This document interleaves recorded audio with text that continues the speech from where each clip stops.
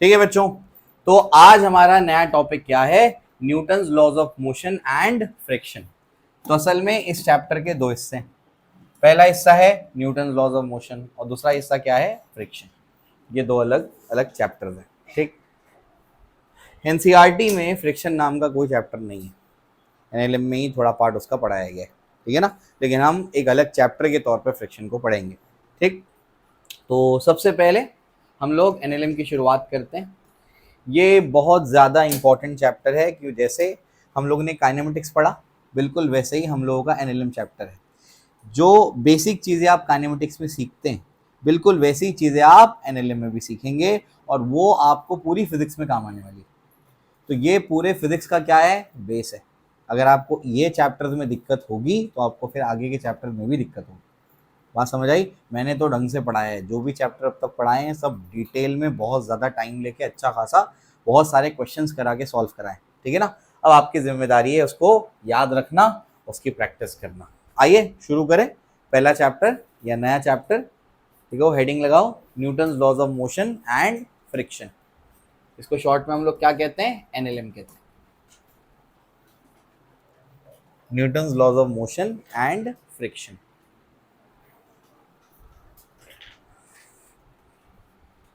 इसका जो है सेकेंड पार्ट है फ्रिक्शन, इसमें सीईटी वालों को नहीं बैठना है।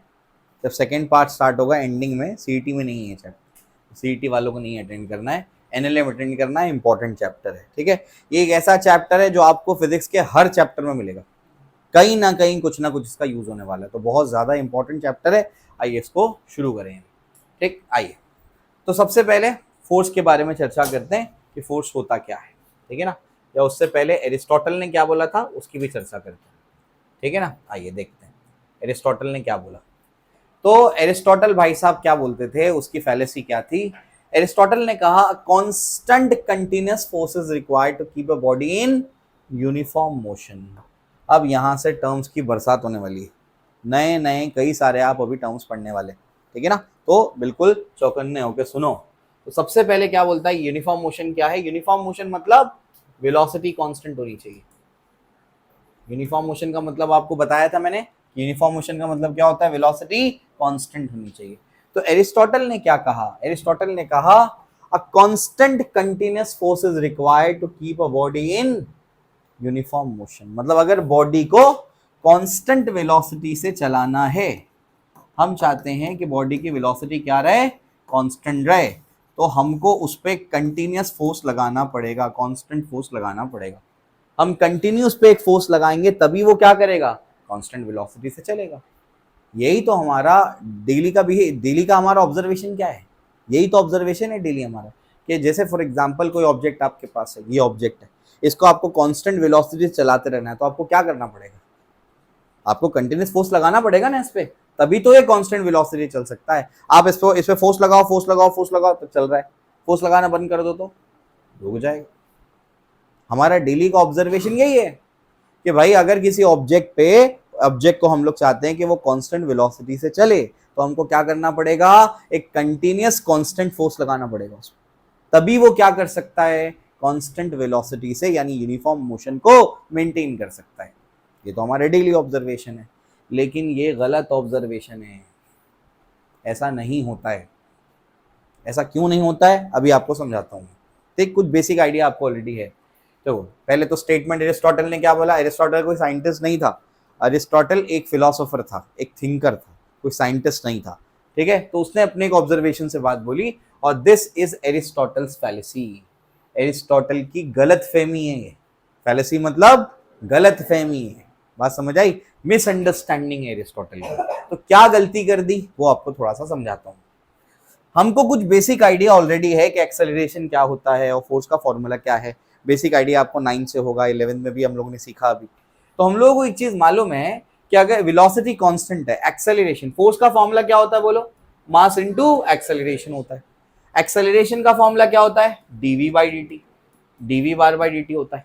ठीक, अब मैं क्या चाहता हूं, वेलोसिटी कांस्टेंट रखना चाहता हूं, तो वेलोसिटी को क्या रखना है मुझे, कांस्टेंट, और कांस्टेंट का डेरिवेटिव क्या होता है, एक्सेलरेशन क्या हो गया। तो अगर एक्सेलरेशन 0 लिख देंगे फोर्स के फॉर्मूले में तो आंसर क्या आएगा, m इंटू 0, आंसर क्या आएगा? मतलब एरिस्टोटल क्या बोल रहा है? एरिस्टोटल बोल रहा है कि अगर ऑब्जेक्ट को कांस्टेंट वेलोसिटी से चलाना है तो कंटिन्यू फोर्स लगाना पड़ेगा।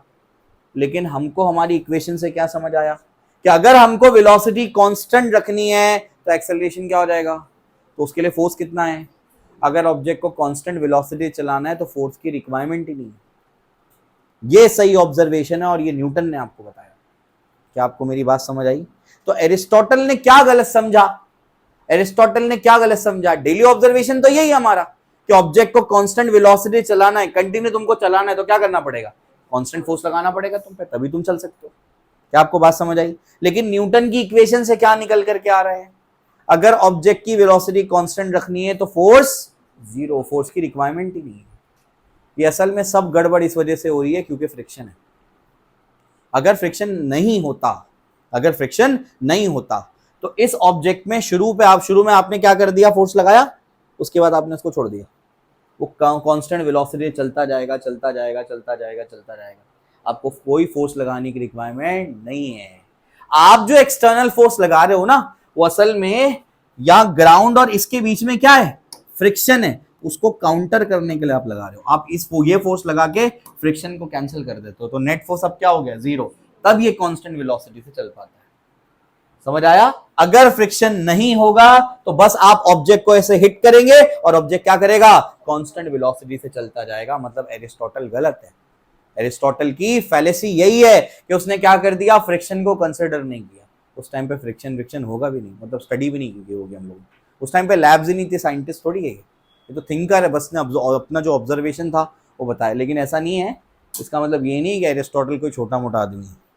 एरिस्टोटल बहुत बड़ा आदमी है, बड़े बड़े राजाओं का वो रहा है, टीचर रहा है। बात समझ आए? एलेक्जेंडर पता है ना? एलेक्जेंडर को क्या बोलते हैं उर्दू में? सिकंदर। तो एलेक्जेंडर का गुरु था एरिस्टोटल, उर्दू में अरिस्तु कहते हैं इसको। बात समझ आई? बहुत दिग्गज आदमी है, छोटा मोटा आदमी नहीं है। तो इसने अपने ऑब्जर्वेशन से बात करी, लेकिन Newton out of the box सोचता था। न्यूटन ने बताया नहीं, ऐसा नहीं है। ऑब्जेक्ट को अगर आपको कांस्टेंट वेलोसिटी चलाना है तो कोई फोर्स की रिक्वायरमेंट, तो फोर्स कब चाहिए? आपको कब फोर्स लगाना पड़ेगा? ऑब्जेक्ट को कांस्टेंट वेलोसिटी से चलाने के लिए, या ऑब्जेक्ट की स्पीड बढ़ाने के लिए, या ऑब्जेक्ट की स्पीड घटाने के लिए? बोलो। फोर्स तब चाहिए जब बॉडी को एक्सेलरेट कराना है। एक्सेलरेट कराना मतलब उसकी वेलोसिटी को चेंज करना, या तो बढ़ाना या तो घटाना, या तो वेलोसिटी का डायरेक्शन चेंज करना। तो सही कॉन्सेप्ट अपने दिमाग में बैठाओ। ऑब्जेक्ट को अगर कांस्टेंट वेलोसिटी से चलाना है तो कोई फोर्स की रिक्वायरमेंट नहीं है, फोर्स रिक्वायर्ड ही नहीं होता उसके लिए। बात समझ आई? इनिशियल फोर्स दो, उसके बाद वो चलता जाएगा कांस्टेंट वेलोसिटी से। वो तो हमको डेली लाइफ में क्यों लगाना पड़ रहा है फोर्स? क्योंकि फ्रिक्शन है। फ्रिक्शन को काउंटर बैलेंस करने के लिए लगाना पड़ता है। बात समझ आई? अगर फ्रिक्शन नहीं होगा तो एक बार फोर्स लगाया, ऑब्जेक्ट चलता ही जाएगा चलता ही जाएगा चलता ही जाएगा। एक बार आपने गाड़ी स्टार्ट करी, गाड़ी रुकेगी नहीं। गाड़ी पे इंजन ने फोर्स लगाया, गाड़ी चलती जाएगी चलती जाएगी चलती जाएगी। वो तो फ्रिक्शन की वजह से रुक पाते हैं। क्या आपको बात समझ आई? चलो भी यहां तक कुछ बातें समझ में आ रही है आपको? तो according to Aristotle, a constant continuous force is required to keep a body in uniform motion. अगर हम चाहते हैं कि बॉडी क्या हो? यूनिफॉर्म मोशन में चले। यूनिफॉर्म मोशन का मतलब कांस्टेंट वेलोसिटी। कांस्टेंट वेलोसिटी का मतलब वेलोसिटी का मैग्नीट्यूड भी सेम रहे, डायरेक्शन भी सेम रहे, क्योंकि वेक्टर क्वांटिटी है, मैग्नीट्यूड भी सेम रहे, डायरेक्शन भी सेम रहे। तो अगर हम चाहते हैं कि ऑब्जेक्ट कांस्टेंट वेलोसिटी चले तो क्या करना पड़ेगा? कंटिन्यूअस फोर्स लगाना पड़ेगा। ऐसा कौन सोचता था? एरिस्टोटल। एरिस्टोटल गलत सोचता था। सही किसने बताया? न्यूटन ने बताया। न्यूटन ने क्या बताया कि नहीं भाई, ऑब्जेक्ट को कांस्टेंट वेलोसिटी चलाना है तो कोई फोर्स की रिक्वायरमेंट नहीं है। फोर्स कब रिक्वायर्ड है? जब वेलोसिटी का मैग्नीट्यूड बढ़ाना हो, घटाना हो, या उसका डायरेक्शन चेंज करना हो।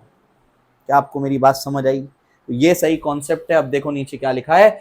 This cause was first understood in the late 1600 by Sir Isaac Newton. Any push or pull which either changes or tends to change the state of rest or uniform motion. State of rest, state का मतलब velocity होता है। State का मतलब velocity. दो type के state होते हैं, state of rest, state of motion. लेकिन आसान भाषा में स्टेट का मतलब वेलोसिटी। ऑब्जेक्ट का स्टेट चेंज करना है, मतलब क्या चेंज करना है? वेलोसिटी चेंज करना है। सिंपल भाषा में यही मतलब है उसका, ठीक है ना? तो अगर ऑब्जेक्ट का स्टेट चेंज करना है मतलब वेलोसिटी चेंज करनी है, तो क्या बोलता है, कोई भी पुश या पुल जो क्या करे चेंज द स्टेट। स्टेट मतलब वेलोसिटी को चेंज करे ऑफ रेस्ट और of uniform motion of a body is known as force.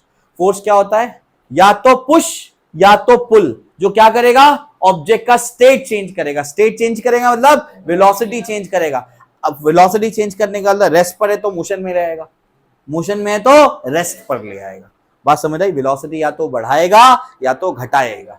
क्या आपको बात समझ आई? तो क्या समझ आया बोलो? ऑब्जेक्ट को कांस्टेंट वेलोसिटी से चलाने के लिए कोई फोर्स की रिक्वायरमेंट नहीं है। फोर्स कब लगेगा? जब एक्सेलरेट कराना है। एक्सेलरेट कराने का मतलब वेलोसिटी बढ़ानी है, घटानी है, या उसका डायरेक्शन चेंज करना है, तब फोर्स लगता है। बात समझ आई? आई होप आपको बात समझ में आ गई है। शॉर्ट में फटाफट से लिख लो, फोर्स क्या है?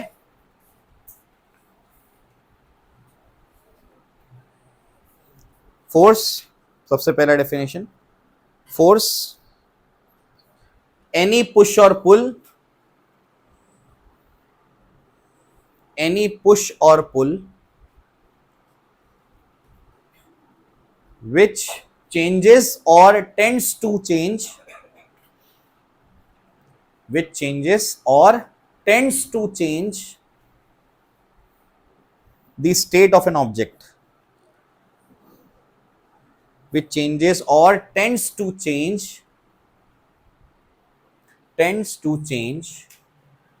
the state of an object. State पे गोला बनाओ, स्टेट पे गोला बना के एरो बना के लिखो। स्टेट मतलब वेलोसिटी,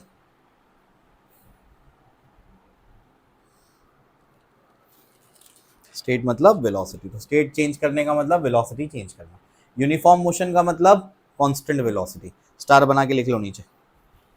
यूनिफॉर्म मोशन का मतलब कांस्टेंट वेलोसिटी। ठीक है, चलो आई होप आपको समझ में आया। तो क्या बातें समझी बोलो? ऑब्जेक्ट को कांस्टेंट वेलोसिटी चलाने के लिए फोर्स की रिक्वायरमेंट नहीं है। फोर्स क्यों चाहिए?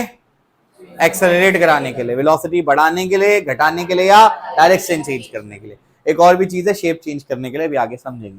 ठीक है, चलो भैया आई होप समझ में आया है। Effects of force, effects of force नहीं होना चाहिए, इफेक्ट्स ऑफ रिजल्टेंट फोर्स होना चाहिए। फोर्स क्या कर सकता है? फोर्स रुकी हुई बॉडी को चला सकता है। उसकी वेलोसिटी क्या है रुकी हुई बॉडी की? जीरो। रेस्ट पर है, जीरो वेलोसिटी है। फोर्स लगेगा तो क्या करेगा? वेलोसिटी चेंज कर देगा। वेलोसिटी चेंज करना है मतलब स्टेट चेंज करना। फोर्स स्टेट चेंज कर सकता है, रुकी हुई बॉडी को चला सकता है। अब फॉर एग्जांपल चलती हुई बॉडी को रुका सकता है। फॉर एग्जांपल ऐसे समझो, तुम साइकिल लेकर के आ रहे हो, ठीक है, तुम काफी स्पीड में हो, या रनिंग रेस होती है ना स्कूल में स्पोर्ट्स के टाइम पे, तो वहां पर जो भाग करके रिटर्न आते तो उनको संभालने के लिए कोई खड़ा होता है, देखा है तुमने? हाँ, ठीक है। तो बेसिकली क्या होता है, अगर वो सामने से आ रहा है कुछ वेलोसिटी से, आपको उसको रोकना है तो आपको क्या करना पड़ेगा? फोर्स लगाना पड़ेगा।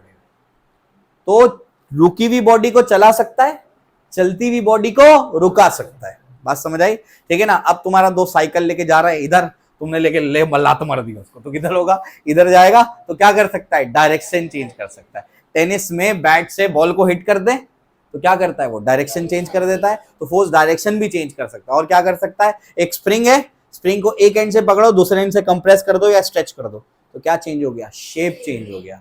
रोटी बनाते टाइम मम्मी आटे का क्या करते हैं? शेप चेंज करते हैं। तो बेसिकली रिजल्टेंट फोर्स, हाँ रिजल्टेंट फोर्स, सिर्फ फोर्स नहीं, रिजल्टेंट फोर्स क्या कर सकता है? क्या मतलब होता है इसका बोलो? अच्छा, रिजल्टेंट फोर्स क्या कर सकता है बताओ? रुकी हुई बॉडी को चला सकता है, चलती हुई बॉडी को रुका सकता है, डायरेक्शन चेंज कर सकता है और शेप चेंज कर सकता है। अब ये रिजल्टेंट फोर्स का क्या मतलब है वो भी बता दूं जरा। सिर्फ फोर्स नहीं बोला है मैंने, बॉडी पे इधर फोर्स लग रहा है 10 न्यूटन, इधर भी फोर्स लग रहा है 10 न्यूटन। बताओ, इसकी वेलोसिटी पहले 0 थी, अभी कितनी होगी? अब भी 0 ही होगी। क्यों? नेट फोर्स 0 है। क्या इस पे फोर्स नहीं लग रहा है? अरे दो फोर्स लग रहे हैं, लेकिन नेट फोर्स क्या है? 0 है। क्या आपको मेरी बात समझ आई? इसका नेट फोर्स 0 है। तो असल में अगर इसको मैं 20 न्यूटन कर दूं, अब बताओ क्या होगा? ये 20 वो 10, बॉडी किधर जाएगी? इस डायरेक्शन में 10 से। बात समझ आ रही है? ठीक है ना। तो फोर्स नहीं बोलने का, क्या बोलना है? Non zero resultant force. Resultant force क्या कर सकता है बोलो? नेट फोर्स जीरो ना नहीं होना चाहिए। रिजल्टेंट फोर्स क्या कर सकता है? रिजल्टेंट फोर्स ऑब्जेक्ट की स्पीड चेंज कर सकता है, डायरेक्शन चेंज कर सकता है, स्पीड और डायरेक्शन दोनों चेंज कर सकता है, और शेप और साइज को भी चेंज कर सकता है। बात वही है जो आपको बोला मैंने। क्या क्या कर सकता है बोलो? रुकी हुई बॉडी को चला सकता है, चलती हुई बॉडी को रुका सकता है, डायरेक्शन चेंज कर सकता है और शेप चेंज कर सकता है। ये रिजल्टेंट फोर्स के इफेक्ट्स हैं। आपको बात समझ आई? हेडिंग लगाओ, effects of resultant force. Effects of resultant force. ठीक है, चलो सबसे पहला पॉइंट लिख लो ना, रुकी हुई बॉडी को चला सकता है, चलती हुई बॉडी को रुका सकता है, लिख लो।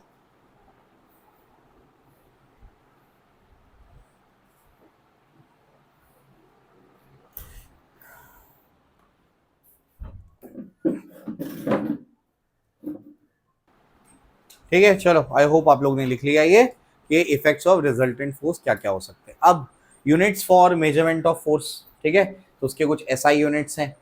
देखो एसआई यूनिट क्या है? न्यूटन है। सीजीएस यूनिट क्या है? डाइन है। ठीक है, और एक न्यूटन कितना डाइन होता है? 10⁵ डाइन। फोर्स कैसी क्वांटिटी है? वेक्टर क्वांटिटी, जिसमें वेक्टर मतलब क्या होगा? मैग्नीट्यूड भी होगा, डायरेक्शन भी होगा। डायमेंशंस क्या होते हैं फोर्स के? याद कराया था मैंने, m1 l1 t-2। ठीक है, तो डायमेंशंस क्या होते हैं इसके? m1 l1 t-2। ठीक है, इसके डायमेंशंस हो गए। ठीक है, और इसके अलावा इसमें और भी कुछ प्रैक्टिकल यूनिट्स होते हैं, जैसे किलोग्राम वेट। अच्छा, आप अपना वेट निकालते हैं तो जाकर के बोलते हैं आपका वेट है 50 kg, 60 kg, लेकिन वेट तो फोर्स होता है, तो उसको न्यूटन में बोलना चाहिए। किलोग्राम तो मास का यूनिट है। आप असल में अधूरी बात करते हैं। आपका अगर वेट आया फॉर एग्जांपल 40 kg, 40 kg नहीं आया, 40 किलोग्राम वेट आया आपका वेट, क्या शो करती है मशीन? 40 किलोग्राम वेट, ये बोलना चाहिए। बात समझ आई? Kilogram weight is the practical unit, और 1 किलोग्राम वेट कितना होता है? अप्रोक्सीमेटली 10 न्यूटन के आसपास, बराबर 9.8 या 10 न्यूटन के बराबर। तो अगर इसको न्यूटन में कन्वर्ट करना है तो बोलो क्या होगा फिर? बोलो वेट कितना आएगा? 40। 1 किलोग्राम वेट की जगह क्या लिखेंगे? 10। तो बोलो कितना आएगा? 400 न्यूटन। ये आपका वेट है। बात समझ आई? मान लो मेरा वेट है 100 किलो। कितना है? 100 किलो। 100 किलोग्राम वेट, मेरा वेट क्या है? 100 किलोग्राम वेट। 100 किलो ने क्या? 100 किलोग्राम वेट। अब एक्चुअली न्यूटन में बताओ? 1000 न्यूटन। 10 से मल्टीप्लाई करो तो न्यूटन में आ जाएगा। भेजे में गया ऐसे ही। ठीक है ना? चलो भाई, आई होप आपको समझ में आया। याद रखना कि जो हमारे प्रैक्टिकल यूनिट है उसमें वेट बताते हैं वो, किलोग्राम वेट में, ऐसा है। चलो क्लियर है, लिख लो फटाफट से। SI unit Newton, CGS unit dyne. 1 Newton is 10⁵ dyne. Dimensions are m1 l1 t-2। कैसी क्वांटिटी है? Vector quantity. वेक्टर है तो मैग्नीट्यूड भी होगा और डायरेक्शन भी होगा।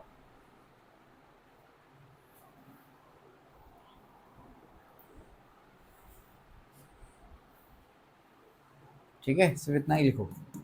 यूनिट्स ऑफ फोर्स हेडिंग लगाना, यूनिट्स ऑफ फोर्स। SI क्या है? न्यूटन है, गलत लिखा है।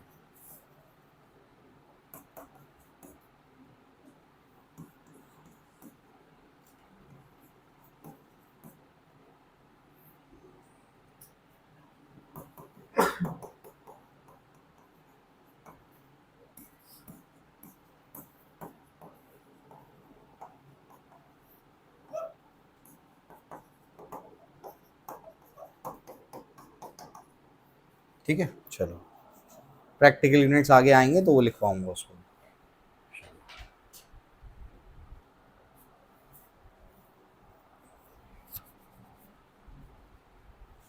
ठीक है, चलो आई होप आपको यहाँ तक तो क्लियर हो गई बात।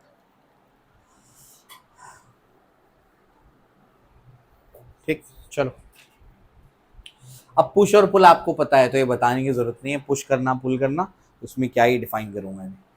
ठीक है, चलो भाई, पुश पुल के एग्जाम्पल भी आपको समझ में आते हैं। Pushing a trolley, pushing a car, है ना, pulling a curtain, dragging a box, opening the door, ये सब पुलिंग के एग्जाम्पल है, ये सब बताने की जरूरत नहीं है मुझे। ठीक है, ये क्या है? फोर्स को इंटरनल बोलेंगे एक्सटर्नल बोलेंगे, ये मैं आपको कंजर्वेशन ऑफ मोमेंटम में बताऊंगा, अभी इसकी कोई रिक्वायरमेंट नहीं है। क्योंकि कंजर्वेशन ऑफ मोमेंटम में आपको सिस्टम सिलेक्ट करना पड़ता है। आप कैसे सिलेक्ट करेंगे सिस्टम कौन सा है, उसके हिसाब से कौन से इंटरनल फोर्स होंगे और कौन से एक्सटर्नल। ठीक, अभी इसकी कोई रिक्वायरमेंट नहीं है तो ये स्लाइड को अभी नहीं देखेंगे, आगे बताऊंगा मैं आपको। ठीक, बैलेंस अनबैलेंस फोर्सेस क्या होंगे, अभी आपको समझाया मैंने। बैलेंस फोर्स क्या, दोनों साइड से बराबर फोर्स लग गया। जैसे टग ऑफ वॉर में अगर दोनों साइड बराबर फोर्स है तो ये कहाँ मूव करेगा, कहीं मूव नहीं करेगा। बात समझ आई। अनबैलेंस फोर्स में क्या होगा, एक साइड फोर्स ज्यादा होगा एक साइड कम हो जाएगा, तो अनबैलेंस फोर्स बोलेंगे। तो ये बेसिक चीज है, ये आपको पता है, ये सब बताने की जरूरत नहीं है। हम सीधा लॉज ऑफ मोशन पे आते हैं, जो हमारे काम की चीज है उसको पढ़ते हैं। ठीक है ना। तो न्यूटन साहब 3 बार मुंह खोले और आधी मैकेनिक्स समझा दिए। ठीक है, तो 3 बार उन्होंने अपने लॉ दिए, न्यूटन फर्स्ट लॉ या फिर लॉ ऑफ इनर्शिया, फिर उसके बाद क्या है न्यूटन सेकेंड लॉ यानी लॉ ऑफ मोमेंटम, और तीसरा है न्यूटन थर्ड लॉ जिसको बोलते हैं लॉ ऑफ एक्शन रिएक्शन। ठीक है, तो न्यूटन साहब पहली बार क्या बोले अभी मैं आपको समझाता हूँ। ठीक है, चलो भी आओ, न्यूटन का फर्स्ट लॉ, हेडिंग लगाओ laws of motion. Laws of motion, तो मोशन के नियम है ये, लॉज ऑफ मोशन। ठीक है, अब फिजिक्स वाले इतने दिमाग वाले होते हैं कि बस 3 उसने क्या कर दिया, लॉ दिया, और 3 लॉ देने के बाद क्या कर दिया उसने, 3 लॉ बता करके बेसिकली उसने आधी से ज्यादा मैकेनिक्स सॉल्व कर दी। इवन पूरे फिजिक्स में काम आता है। ठीक, और अभी आप पढ़ रहे हो इनऑर्गेनिक के, इनऑर्गेनिक में क्या होता है, कोई रूल नहीं है वहां, कोई भी रूल बनाओ कोई ना कोई ब्रेक कर देगा रूल। जैसे डेंसिटी का है, डाउन तक उठ जाओगे डेंसिटी बढ़ेगी घटेगी, एक्सेप्शन मिल जाएगा। कोई रूल नहीं है उसके अंदर, आपको रटना है वो। समझ आया। ठीक है, तो अब न्यूटन साहब क्या बोले, न्यूटन का फर्स्ट लॉ एक एक करके सब समझते हैं। तो लॉज ऑफ मोशन हेडिंग लगाए, उसके अंदर सबसे पहला लिखो न्यूटन्स फर्स्ट लॉ, सब heading Newton's first law, Newton's first law, bracket में लिखो law of inertia, law of inertia, inertia का लॉ, न्यूटन्स फर्स्ट लॉ या फिर लॉ ऑफ इनर्शिया। अब लॉ ऑफ इनर्शिया क्या कहता है, एक एक करके समझते हैं, ध्यान से सुनना, इसको समझना जरूरी है। न्यूटन का फर्स्ट लॉ कहता है a body at rest will remain at rest और a body in motion will remain in motion unless and until it is compelled by an external unbalanced force with respect to an inertial observer. ठीक, ये कहता है Newton का first law. क्या कहता है मैं समझाता हूं। कोई बॉडी अगर रेस्ट पर है, कोई बॉडी अगर रेस्ट पर है, रेस्ट पर है, रेस्ट पर है मतलब उसकी वेलोसिटी क्या है, 0 है। तो ये बॉडी अगर रेस्ट पर है तो वो रेस्ट पर ही रहेगी, रेस्ट पर है तो रेस्ट पर ही रहेगी, कितना भी बोलो चलो नहीं चलेगी। अगर उसको आपको उसका स्टेट चेंज करना है तो आपको उस पर क्या लगाना पड़ेगा, हाँ, कोई भी बॉडी अपने आप से अपना स्टेट चेंज इनएबिलिटी है उसकी। ये इनएनिमेट बॉडीज यानी नॉन लिविंग की बात, हम तो चेंज कर सकते हैं ना, नॉन लिविंग की बात कर रहे हैं। कोई भी बॉडी, ये पोडियम रखा है, क्या अपने आप से अपना स्टेट चेंज नहीं कर सकता। अगर उसको अपना स्टेट चेंज करना है, स्टेट मतलब वेलोसिटी, अगर उसको अपनी वेलोसिटी चेंज करनी है तो क्या लगाना पड़ेगा, फोर्स लगाना पड़ेगा। यही तो न्यूटन ने बोला, तो न्यूटन ने पहले लॉ में यही बताया। असल में न्यूटन का पहला लॉ इनर्शिया के बारे में बताता है और न्यूटन का पहला लॉ फोर्स का डेफिनेशन भी है, अभी समझाऊंगा मैं। ठीक, तो अगर बॉडी रेस्ट पर है, अपने वेलोसिटी उसकी क्या है, 0 है, तो उसी स्टेट में रहेगी कब तक, जब तक उस पर कोई फोर्स नहीं लग जाता। आगे का हिस्सा ये कहता है a body in uniform motion, uniform motion मतलब कांस्टेंट वेलोसिटी। अगर कोई बॉडी कांस्टेंट वेलोसिटी से चल रही है तो वो कांस्टेंट वेलोसिटी से ही चलती रहेगी, कब तक, जब तक उस पर कोई फोर्स नहीं लग जाता। लेकिन सेकंड पार्ट तो कॉन्ट्रडिक्टरी है। कैसे, एक फुटबॉल है, ले तुमने किक कर दिया उसको, फुटबॉल चलता गया, body in motion will remain in motion, कब तक, कोई भी फोर्स नहीं आगे लगा रहा उस पर, फिर भी आगे जाके रुक जाता है। न्यूटन ने, हाँ, फ्रिक्शन फोर्स है, फुटबॉल और जमीन के बीच में फ्रिक्शन है ना, तो फोर्स है, उसने उसको रोका। अगर फ्रिक्शन नहीं होगा तो चलता ही रहेगा। तो अगर कोई बॉडी कांस्टेंट वेलोसिटी से चल रही है तो कांस्टेंट वेलोसिटी से ही चलती रहेगी, कब तक, जब तक उस पे कोई एक्सटर्नल अनबैलेंस फोर्स नहीं लग जाता। एक्सटर्नल भी इंपॉर्टेंट है और अनबैलेंस भी इंपॉर्टेंट है। एक्सटर्नल अनबैलेंस फोर्स नहीं लग जाता। क्या आपको मेरी बात समझ आई? उसमें एक और आगे पॉइंट आएगा with respect to inertial observer, लेकिन अभी आपको उसकी समझ नहीं है, वो आगे ऐड करेंगे हम लोग। ठीक, क्लियर है? चलो भाई, तो बहुत सिंपल है ये तो। हम हमारा कॉमन सेंस अभी जो शुरुआत में समझा उससे अपने को बात समझ में आती है, कॉमन सेंस की बात है। अगर बॉडी रेस्ट पर है, कितना भी उसको बोलो चलो वो नहीं चलेगी, क्या करना पड़ेगा? फोर्स लगाना पड़ेगा। बॉडी कांस्टेंट वेलोसिटी से चल रही है, कितना भी बोलो रुको नहीं रुकेगी, क्या करना पड़ेगा? फोर्स लगाना पड़ेगा। तो अ body at rest will remain at rest, or a body in uniform motion will remain in uniform motion unless and until it is compelled by an external unbalanced force with respect to an inertial observer. अगर body पे force नहीं लगेगा तो body खुद ब खुद move नहीं कर सकती, बॉडी अपनी वेलोसिटी खुद ब खुद चेंज नहीं कर सकती। लेकिन आगे ऐसी सिचुएशंस आपको बताऊंगा मैं जिसमें बॉडी पे बगैर फोर्स लगे वो अपनी वेलोसिटी चेंज कर लेगी, लेकिन वो नॉन इनर्शियल फ्रेम में होगा। बात समझ आई? अभी वो आगे देखेंगे। न्यूटन का लॉ वहां पर फेल हो जाता है, फिर अपने को क्या करना पड़ता है? उसमें करेक्शन करना पड़ता है। ठीक, आगे देखेंगे इसको। चलो हेडिंग लगाए, न्यूटन फर्स्ट लॉ लिखो। अ body at rest,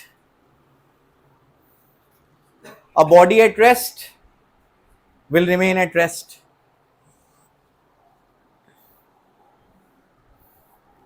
A body at rest will remain at rest, or a body in uniform motion,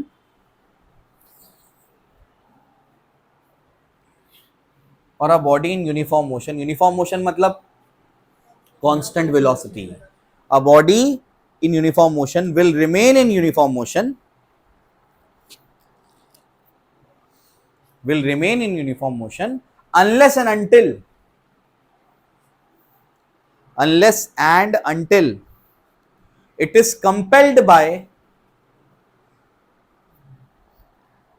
unless and until it is compelled by an external unbalanced force, unless and until it is compelled by an external unbalanced force, bracket में लिख दो, with respect to an inertial observer, with respect to an inertial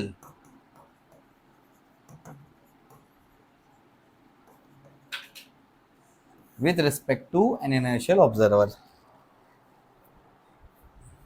ठीक है, bracket में लिखना, आगे समझेंगे ये क्या मतलब है इसका। ठीक है, चलो भाई। तो बॉडी रेस्ट पर है तो रेस्ट पर ही रहेगी, मूव कर रही है तो कांस्टेंट वेलोसिटी से मूव करती रहेगी। कब तक? जब तक उस पर कोई एक्सटर्नल अनबैलेंस फोर्स नहीं लग जाता। बैलेंस फोर्स रहेगा तो तब भी मूव नहीं करेगा। बात समझ आई? चल रहा है तो कांस्टेंट वेलोसिटी चलेगा, अगर बैलेंस फोर्स रहेगा तो। चलो, आई होप आपको समझ में आया है। तो न्यूटन का पहला लॉ समझ में आता है। न्यूटन का फर्स्ट लॉ बेसिकली इनर्शिया भी डिफाइन करता है। इनर्शिया क्या है वो समझाता है, एक प्रॉपर्टी ऑफ फोर्स का डेफिनेशन भी है। अभी इनर्शिया क्या है ये मैं आपको थोड़ा सा समझाने की कोशिश करता हूँ। इनर्शिया क्या है, ध्यान से सुनना। इनर्शिया क्या है, इनर्शिया क्या है वो समझाने के लिए मैं एग्जांपल देता हूँ आपको। इनर्शिया क्या, ध्यान से सुनना, ध्यान से सुनना, वरना कंफ्यूजन रहता है बच्चों के इसमें। फॉर एग्जांपल, एक छोटा बच्चा है, उस छोटे बच्चे के दो घर हैं, एक गांव में और एक शहर में। ठीक है, दो घर है, होम 1 एंड होम 2। अब होता क्या है, जब ये एक घर में रहता है तो उसमें उसका दिल लग जाता है, वो दूसरे घर में जाना नहीं चाहता है। ठीक, अब फॉर एग्जाम्पल वो अपने शहर वाले घर में, शहर वाले घर में यहीं इसका दिल लग गया है। स्कूल हुई, अब उसके बाद कई महीने तक स्कूल गया, फिर एग्जाम हुए, फिर छुट्टी पड़ गई, है ना। अब पेरेंट्स क्या क्या बोलेंगे? गांव जाने का है ना। हाँ, तो अगर वो ये वाले घर में है और ये वाले घर में, तो उसका इसमें दिल लग गया है। जब उसको यहां से यहां जाने बोल रहे हैं तो वो क्या बोलेगा? जैसा चल रहा है वैसा चलने दो, चेंज मत करो। बात समझ आई क्या? वो क्या बोलेगा? वो जैसा चल रहा है वैसा चलने दो, चेंज मत करो। इंसान इनर्शियल मोड में आ जाता है। ठीक है, तो वो यहां से यहां जाना नहीं चाहता। बात समझ में आई? ठीक है ना।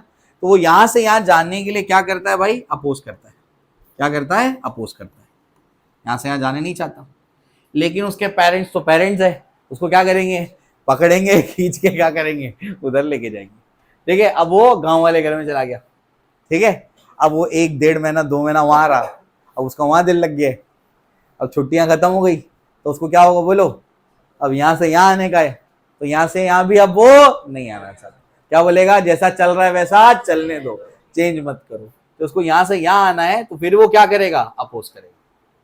यहां तक क्लियर है क्या, फिर वो अपोज करेगा। ठीक, तो इसके अपोज करने का नाम अपोजिशन है। क्या है, अपोजिशन। यहां से यहां लेके जाने के लिए क्या करना पड़ा, फोर्स लगाना पड़ा, और यहां से यहां लेके जाने के लिए भी क्या करना पड़ा, फोर्स लगाना पड़ा। अब अगर आपको ये एग्जांपल समझा, तो बिल्कुल वैसे ही जैसे इस दुनिया की हर नॉन लिविंग बॉडी है, इनएनिमेट नॉन लिविंग बॉडी, जैसे उस बच्चे के 2 घर हैं, हर नॉन लिविंग बॉडी के, हर नॉन लिविंग रिजिड बॉडी के 2 स्टेट्स है। एक है रेस्ट, दूसरा क्या है, मोशन। एक रेस्ट और दूसरा क्या है, मोशन। ठीक है, जैसे पोडियम है, पोडियम या तो रेस्ट पर रह सकता है या तो मूव कर सकता है, 2 स्टेट्स हैं उसके, है ना। जैसे जैसे इसके 2 घर है, वैसे इसके 2 स्टेट्स है। जब ये रेस्ट वाले स्टेट में है, हम कितना भी इसको बोले, रेस्ट वाले स्टेट में मतलब शहर वाले घर में, हम कितना भी बोले चलो, वो नहीं चलेगा। हमको क्या करना पड़ेगा, फोर्स लगा करके मोशन में लाना पड़ेगा। बात समझ आई, ठीक है ना। तो जब वो रेस्ट वाले घर में होता है, तो वो इसमें उसका दिल लग जाता है, तो वो रेस्ट से मोशन में जाना नहीं चाहता, हमको फोर्स लगा के उसको यहां से यहां लेके जाना पड़ेगा। अब ध्यान, मान लो कि यहां पर जो है फ्रिक्शन नहीं है, एक बार आपने उसको मूव करा दिया, अभी क्या करता रहेगा, मूव करता ही रहेगा, करता ही रहेगा, करता ही रहेगा। अब हम कितना भी बोले उसको क्या करो, रुको, रुको मतलब मोशन वाले घर से कहां पहुंचो, रेस्ट वाले घर में, वो रुकेगा क्या, हमको क्या करना पड़ेगा, फोर्स लगाना पड़ेगा। हमको क्या करना पड़ेगा, फोर्स लगाना पड़ेगा। ठीक है ना। तो जैसे ये बच्चे के अपोज करने का नाम क्या था, अपोजिशन, तो ये भी क्या कर रहा है, रेस्ट से मोशन में नहीं जाना चाह रहा है, और मोशन में तो रेस्ट पर नहीं आना चाह रहा है। तो इसके अपोजिशन का नाम है इनर्शिया, इसको बोलते हैं inertia. Inertia is opposition offered by the body to change its state. State मतलब वेलोसिटी। असल में वो खुद नहीं चाह रहा है, वो उसकी इनएबिलिटी है, वो नहीं कर सकता खुद ब खुद चेंज, इनएबिलिटी है उसकी। क्या आपको मेरी बात समझ आई। जब ऑब्जेक्ट एक स्टेट में होता है तो वो खुद ब खुद अपने दूसरे स्टेट में नहीं जा सकता, वो उसकी इनएबिलिटी है। तो inertia is the opposition offered by the body to change its state. बात समझ आई। तो पहला बेसिक डेफिनेशन आपको क्या बताया मैंने, मैं आपको अलग अलग तरीके से डेफिनेशन बताऊंगा उसका। पहला बेसिक डेफिनेशन, इनर्शिया इज जैसा चल रहा है वैसा चलने दो, चेंज मत करो।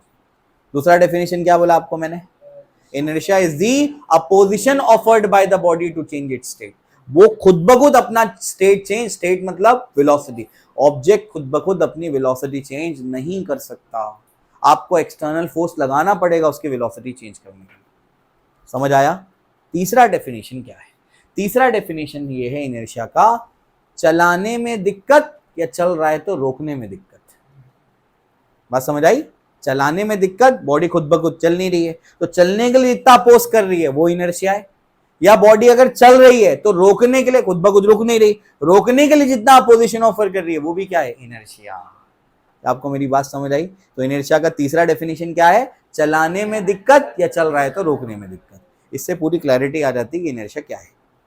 समझ आया। Inertia is not a physical quantity, inertia is a property, वो खूबी है। इनर्शिया को मेजर करने के लिए फिजिकल क्वांटिटी है हमारे पास, वो क्या है, mass. Mass is not inertia, mass inertia नहीं है, mass is the measure of inertia, mass is the measure of inertia. Inertia तो प्रॉपर्टी, मास क्या है, फिजिकल क्वांटिटी जिससे आप कितना अपोजिशन देगा ये उसको मेजर कर पाएंगे। क्या आपको मेरी बात समझ आई है। चलो भाई, तो आई होप आपको यहां तक तो क्लैरिटी है कि इनर्शिया क्या है। तो इनर्शिया क्या है, देखो रीड करते हैं। Inertia is a property, inertia क्या है, खूबी है बॉडी की, characteristic of a body, by virtue of which, जिसकी वजह से, of which it opposes any change in its state of rest और स्टेट ऑफ मोशन। मतलब बोलो उसकी क्या है, वो देखो वो प्रॉपर्टी है जिसकी वजह से वो क्या करता है, अपोज करता है, क्या करने के लिए, अपना स्टेट चेंज करने के लिए, मतलब अपनी वेलोसिटी चेंज करने के लिए। क्या आपको बात समझ आई, क्लियर हो गया। एक आम इंसान की भाषा में ये नहीं चल रहा है, अरे ये तो नॉन लिविंग है कैसे चलेगा, लेकिन न्यूटन ऐसा नहीं सोचता था। न्यूटन क्या सोचता था, ये खुद ब खुद नहीं चल सकता इसलिए नहीं चल रहा है, out of the box thinking बोलते हैं उसको, कि इसकी इनएबिलिटी है, खुद ब खुद नहीं चल सकता। अगर ऑब्जेक्ट को चलाना है तो क्या करना पड़ेगा, फोर्स लगाना पड़ेगा। चल रहा है तो रोकने के लिए क्या करना पड़ेगा, फोर्स लगाना पड़ेगा। वो खुद ब खुद नहीं चेंज कर सकता अपनी वेलोसिटी वो खुद ब खुद रेस्ट से मोशन में नहीं आ सकता, खुद ब खुद मोशन से रेस्ट में नहीं आ सकता, आपको फोर्स लगाना पड़ेगा उसको। क्या आपको बात समझ आई, चलो भाई आगे।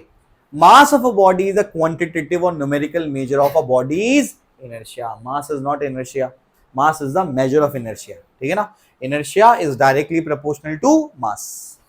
Mass of a body is a quantitative or numerical measure of body's inertia. Larger the inertia of a body, more will be its mass. क्या मतलब हुआ, जैसे एग्जांपल के तौर पे ये है, अभी ये रेस्ट पर है, मुझे इसको मूव कराना, देखो थोड़ा सा फोर्स लगाया, मूव करा दिया मैंने।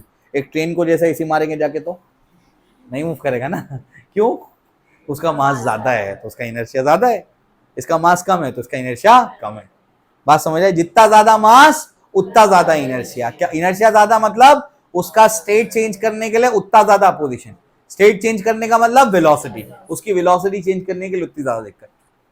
क्या आपको बात समझ आई, ठीक है ना। चलो तो इस तरीके से आपको ये बात समझ में आनी चाहिए कि इनर्शिया बेसिकली एक ऐसी प्रॉपर्टी है जिससे वैसे क्या होता है, बॉडी खुद ब खुद अपना स्टेट चेंज नहीं कर सकता, वो उसकी इनएबिलिटी, उसके अंदर वो गुण है, वो प्रॉपर्टी है, वो कैरेक्टरिस्टिक है उसका। क्या आपको बात समझ आई, लिखो इनर्शिया क्या है।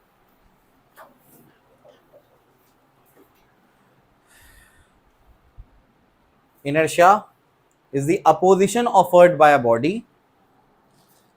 पहला definition, inertia is the opposition offered by the body to change its state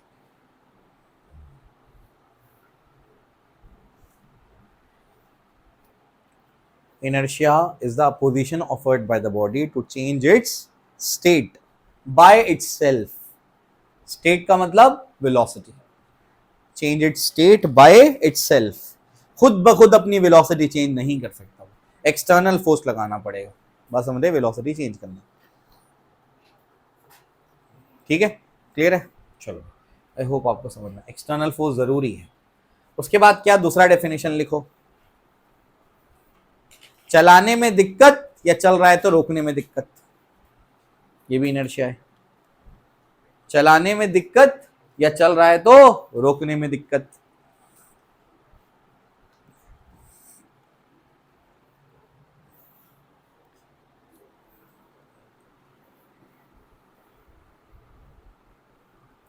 चलाने में दिक्कत या चल रहा है तो रोकने में दिक्कत। तीसरा डेफिनेशन लिखो, जैसा चल रहा है वैसा चलने दो, चेंज मत करो। रेस्ट पर है तो रेस्ट पर ही रहूंगा मैं, मूव कर रहा है तो मूव करते ही रहूंगा मैं। जैसा चल रहा है वैसा चलने दो, चेंज मत करो।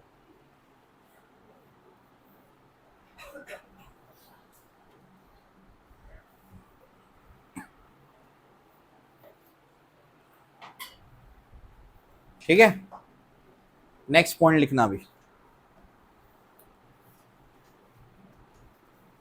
मास is the measure of inertia. Mass is the measure of inertia.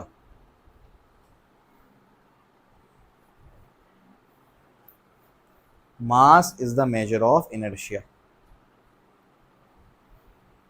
ठीक है, और उसके आगे mass is directly proportional to inertia is directly proportional to mass.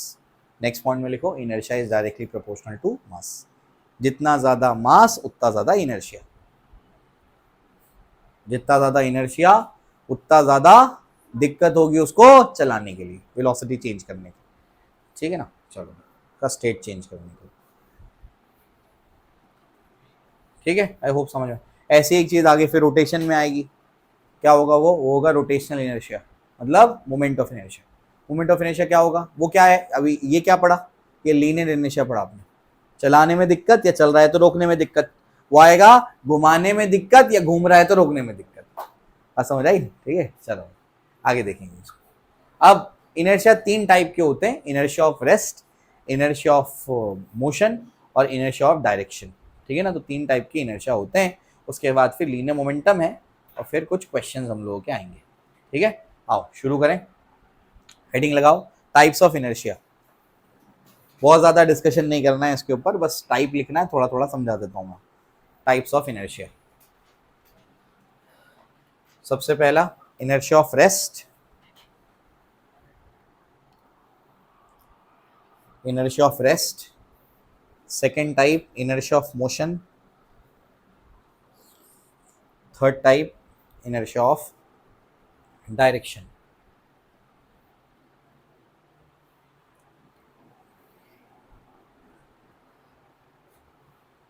ठीक है, तो inertia of rest, inertia of motion और inertia of direction. ठीक है, तो inertia of rest मतलब ऑब्जेक्ट रेस्ट पर है तो रेस्ट पर ही रहना चाहता है, उसका वो इनर्शिया है। मतलब वो क्या क्या नहीं चाहता, क्या बोलता है, जैसा चल रहा है वैसा चलने दो, चेंज मत करो। बात समझ आई? इनर्शिया ऑफ मोशन मतलब क्या, वो मूव कर रहा है, अब वो मूव ही करना चाहता है, उसको रोकने की कोशिश करेंगे तो रुकेगा नहीं, क्या बोलेगा, जैसा चल रहा है वैसा चलने दो। एक पर्टिकुलर डायरेक्शन में जा रहा है तो उसी डायरेक्शन में जाना चाहता है। बात समझे? मुड़ना नहीं चाहता। तो 3 टाइप के यहाँ पर होते हैं इनर्शिया। एक एक करके भी एग्जांपल समझा देता हूँ। It is the inability of a body to change its state of rest by itself. Body rest पर है तो रेस्ट पर ही रहना चाहती है। एग्जांपल देता हूँ मैं आपको, यहाँ पर लिखे हुए, when we shake a branch of a mango tree the mangoes fall down. ये अपने हम तो नहीं देखते हैं, ये गाँव वगैरह में होता है, ठीक है ना। आप क्या करो, आम के पेड़ को जाके हिलाओ तो आम नीचे गिरते हैं। हाँ, क्यों ऐसा होता है, बोलो ऐसा क्यों होता है? समझो, होता ये है कि डाली के कंपैरिजन में आम ठीक ठाक वजन है, उसका काफी इनर्शिया है। ठीक है, इतना बड़ा पेड़ नहीं होता है, वो पतला दुबला पेड़ होता है। ठीक है, इसको आप हिला नहीं पाएंगे। ठीक है, तो पतला वो दुबला पेड़ है बेचारा, उसको जाके जैसे ही आपने हिलाया तो होता क्या है, ध्यान से सुनना।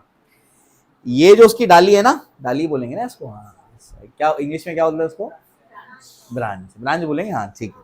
तो ये जो आपकी डाली है ना, अब होता क्या है, जैसे ही तुमने क्या कर दिया, इसको ऐसे फॉर एग्जांपल पीछे की तरफ खींचा तो डाली तो पीछे आ गई, क्योंकि इसका मास कम था, इनर्शिया कम था, तो कम फोर्स में ये पीछे आ गया। लेकिन इसका इनर्शिया ज्यादा था, तो ये क्या बोला, जैसा चल रहा है वैसा मैं चेंज नहीं करूंगा। तो डाली पीछे आ गई और ग्रेविटी की वजह से नीचे ऐसे काम करता है। क्लियर हुआ? ठीक है, पहला एग्जाम्पल समझ आया। उसके बाद दूसरा एग्जाम्पल, व्हेन अ बस और train starts suddenly the passenger sitting inside tends to fall backward. ऐसा क्यों? अब समझो, जो डेफिनेशंस मैंने दिए हैं उसके हिसाब से बराबर फिट करोगे तो समझ में आएगा। बॉडी क्या बोल रही है, जैसा चल रहा है वैसा चलने दो, चेंज मत करो। अब सब रेस्ट पर है, सब रेस्ट पर है, बॉडी भी रेस्ट पर है, बस भी रेस्ट पर है।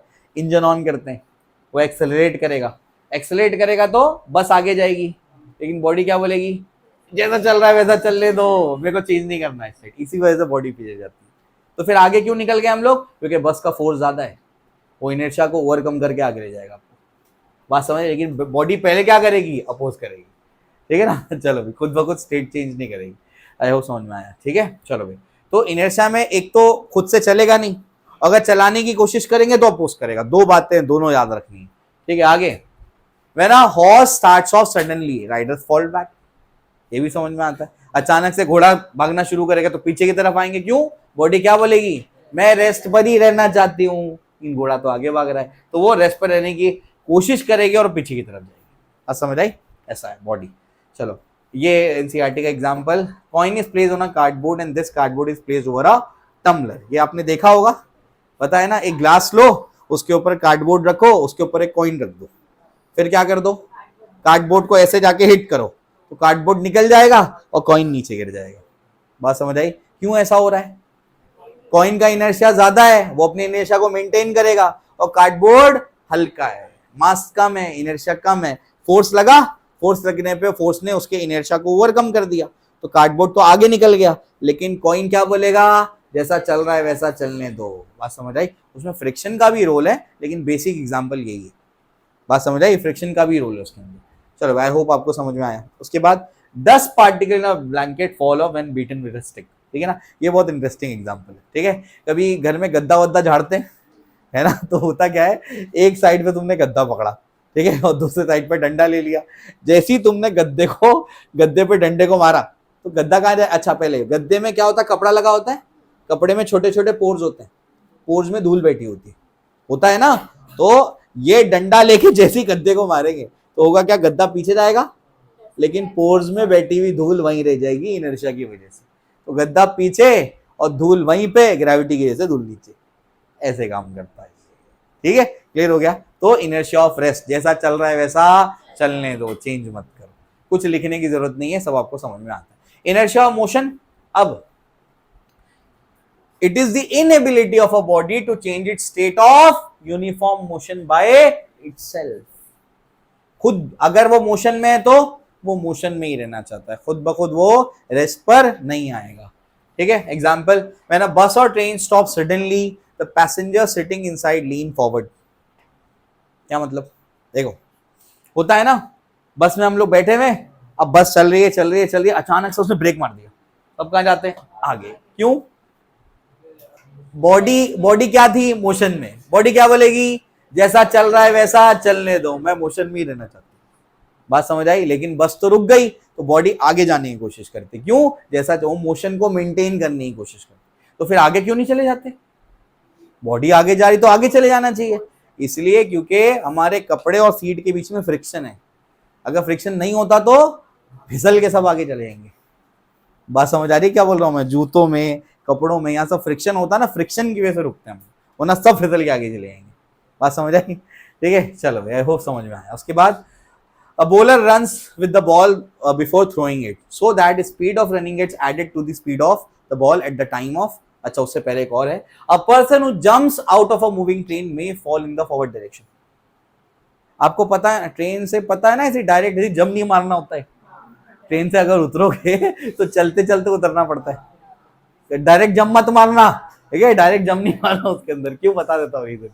होता ये है कि अगर ट्रेन चल रही है, क्योंकि यहाँ तो एसी चढ़ना पड़ता है ट्रेन में, उतरना भी वैसे ही पड़ता है, चढ़ना भी वैसे ही पड़ता है। अब उतरते टाइम क्या होता है, अब आप मोशन में थे, अब ट्रेन की बहुत ज्यादा स्पीड तो नहीं, कम स्पीड होती है, तब आप उतरते हैं ट्रेन से। तो जब आप ट्रेन से उतरेंगे, फॉर एग्जाम्पल ट्रेन चल रही है और आपने बाहर ऐसा सीधा जंप मार दिया, अब क्या होगा, आपके जो पैर है वो सीधा रेस्ट पर आ जाएंगे, लेकिन बॉडी तो मोशन में थी ना ट्रेन में, तो बॉडी क्या बोलेगी, जैसा चल रहा है वैसा चलने दो, बॉडी आगे गिर दी। क्या आपको बात समझ आई, पैर फौरन रेस्ट पर आ गए, लेकिन बॉडी क्या बोलेगी, जैसा चल रहा है वैसा चलने दो, बॉडी आगे गिर जाएगी। इस वजह से अगर कोई डायरेक्ट गिरा, डायरेक्ट बाहर कूदा तो सीधा वो गिरता है। इस वजह से कैसे उतरना होता है ट्रेन से, चलते हुए। बात समझ आई, चलते हुए उतरना पड़ता है, ठीक है। चलो भैया वो समझ में आया आपको। A bowler runs with the ball before throwing it so that the speed of the running gets added to the speed of the ball at the time of the throw। बात समझ आई, ताकि दोनों की स्पीड ऐड हो जाए।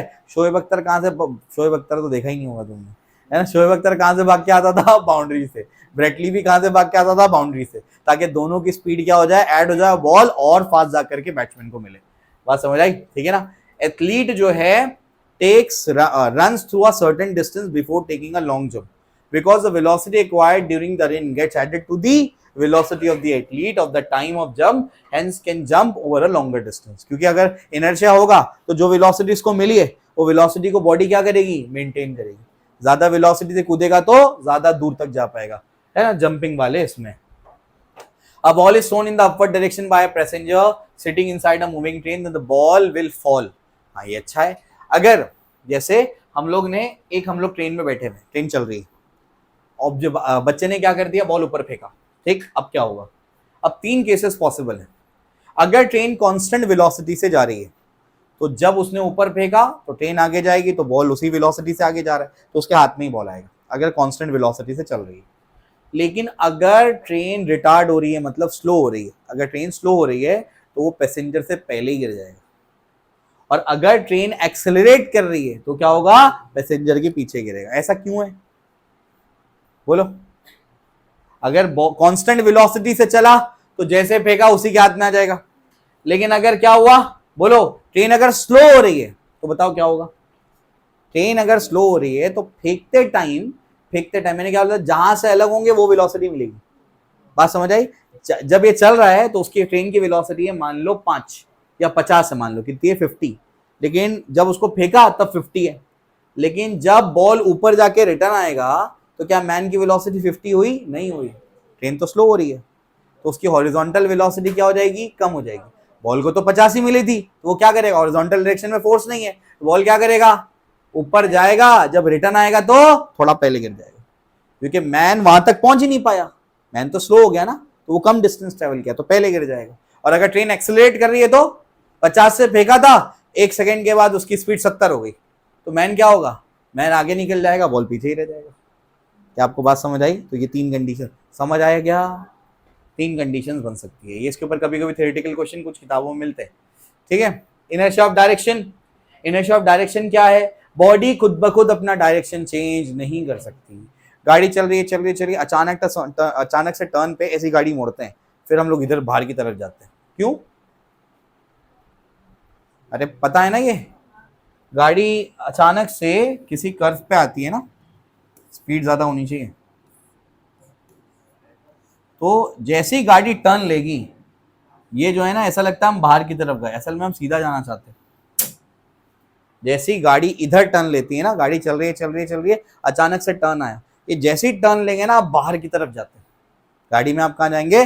बाहर की तरफ जाते हैं। असल में क्या होता है, हम बाहर की तरफ जा नहीं रहे, हम कैसे जा रहे थे? सीधा। तो जैसे ही गाड़ी टर्न करती तो हम फिर से सीधा जाना चाहते हैं, लेकिन हमको हमारे ऑब्जर्वेशन के हिसाब से हमको क्या लगता है? बाहर गए, जबकि ग्राउंड से देखेंगे तो वो सीधा जाना चाहता है। क्यों?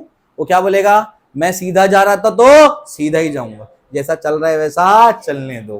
तो बॉडी सीधा जाना चाहती है। बात समझ आई? ठीक है। और एग्जांपल क्या है? Rotating wheel of a vehicle through out mud, mud guard fitted over the wheel prevents it mud from the spreading. Mud guard लगा होता है गाड़ी के अंदर, बाइक पर मड गार्ड लगा होता है। मड गार्ड क्यों होता है? हाँ, टायर से क्या होगा? टायर जब घूमेगा तो क्या होगा? टायर जब घूमेगा तो क्या होगा? टायर जब घूमेगा तो टायर के साथ में, मान लेते हैं मड नहीं है यहाँ पे, अगर रास्ते पे पानी भी होता तो पानी भी उड़ता है ना, बारिश के टाइम पे पानी भी क्या होता है? बाइक से उड़ता है। तो मान लेते हैं कि पानी नहीं है, मड नहीं है, पानी है।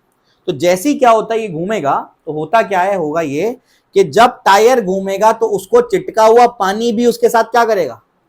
वाटर ड्रॉपलेट्स भी घूमेंगे, वो घूमेंगे, लेकिन वो क्या बोलेंगे? क्या बोलेगा? जैसा चल रहा है वैसा चलने दो। वो अपना डायरेक्शन चेंज नहीं करेगा। वो कैसा जाना चाहता था?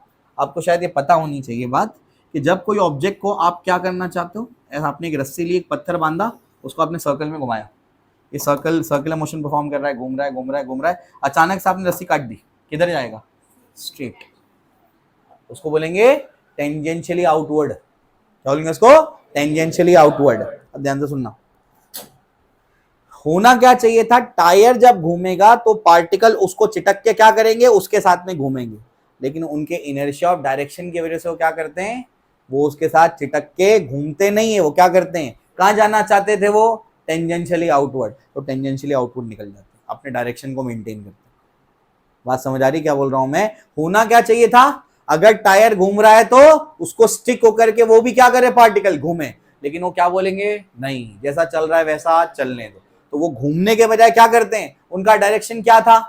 क्या टेंडेंसी थी उनकी? टेंजेंशियली आउटवर्ड जाने की। तो वही अपना मेंटेन करते हैं, इनर्शिया ऑफ डायरेक्शन।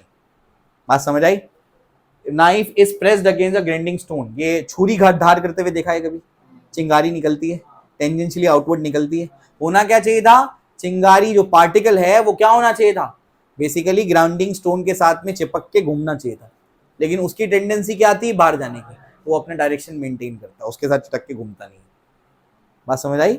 चलो, ये समझा तो ठीक है, नहीं भी समझा तो कोई बहुत ज्यादा काम आने वाला नहीं है आपको। असल काम क्या आएगा? जो आगे के क्वेश्चंस में कराऊंगा वही सब काम का, ठीक है। वैसे मैंने डिटेल में समझाने की कोशिश करी कि इनर्शिया क्या है, उसके क्या क्या टाइप है। इनर्शिया होता क्या है? बोलो। जैसा चल रहा है वैसा चलने दो, चेंज मत करो। चलाने में दिक्कत, या चल रहा है तो रोकने में दिक्कत, या फिर a position offered by the body to change its state. State मतलब वेलोसिटी। बॉडी खुद ब खुद अपनी वेलोसिटी चेंज नहीं कर सकती। अगर बॉडी की वेलोसिटी को चेंज करना है तो क्या करना पड़ेगा? एक्सटर्नल अनबैलेंस फोर्स लगाना पड़ेगा। ठीक, आई होप आपको समझ में आया। लीनियर मोमेंटम यहां से अब चैप्टर शुरू हो रहा है, क्योंकि अब इसके बाद फिर न्यूटन का सेकंड लॉ पढ़ेंगे, वहां से कैलकुलेशन शुरू है। तो सबसे पहले न्यूटन का फर्स्ट लॉ पढ़ा। फर्स्ट लॉ क्या है? A body at rest will remain at rest और a body in uniform motion will remain in uniform motion unless and until it is compelled by an external unbalanced force. यहां तक तो बात समझ में आई। तो जो सबसे पहला लॉ है वो इनर्शिया के बारे में बता रहा है। बॉडी रेस्ट पर है तो रेस्ट पर ही रहेगी, जैसा चल रहा है वैसा चेंज मत करो। या फिर बॉडी यूनिफॉर्म मोशन में तो यूनिफॉर्म, कांस्टेंट वेलोसिटी चल रही है तो कांस्टेंट वेलोसिटी से चलती रहेगी, अपना स्टेट अपने आप चेंज नहीं करेगी। इनर्शिया यही तो बता रहा है इनर्शिया। इसी वजह से फर्स्ट लॉ का नाम क्या लिखा हम लोग ने? Law of inertia. ठीक, फर्स्ट लॉ असल में फोर्स का डेफिनेशन है। क्या है देखो, क्या बोलता है फर्स्ट लॉ? बॉडी रेस्ट पर है तो रेस्ट पर ही रहेगी, यूनिफॉर्म मोशन से कांस्टेंट वेलोसिटी चल रही है तो कांस्टेंट वेलोसिटी चलती रहेगी। कब तक? कब तक? जब तक उस पर कोई एक्सटर्नल अनबैलेंस फोर्स नहीं लग जाता। तो first law is the definition of force. Force एक ऐसी फिजिकल क्वांटिटी है जो बॉडी का स्टेट चेंज कर देती है। बात समझ आई? फोर्स एक ऐसी फिजिकल क्वांटिटी है जो बॉडी का स्टेट चेंज, या तो स्टेट चेंज करेगी या तो कोशिश करेगी स्टेट चेंज करने की। जरूरी नहीं है फोर्स स्टेट चेंज कर देगा। एग्जाम्पल के तौर पे ये देखो, फोर्स लगा रहा हूं, स्टेट चेंज हुआ इसका? नहीं हुआ। कोशिश किया कि नहीं? हाँ, या तो स्टेट चेंज करेगा या तो टेंड करेगा, कोशिश करेगा क्या करने का? स्टेट चेंज करने का। तो फोर्स एक ऐसी फिजिकल क्वांटिटी जो क्या करता है? बॉडी का या तो स्टेट चेंज करता है या तो कोशिश करता है state change, tends to change the state of a body. क्या आपको बात समझ आई? तो यहां पर अब लिख लो उसको स्टार बना के। फर्स्ट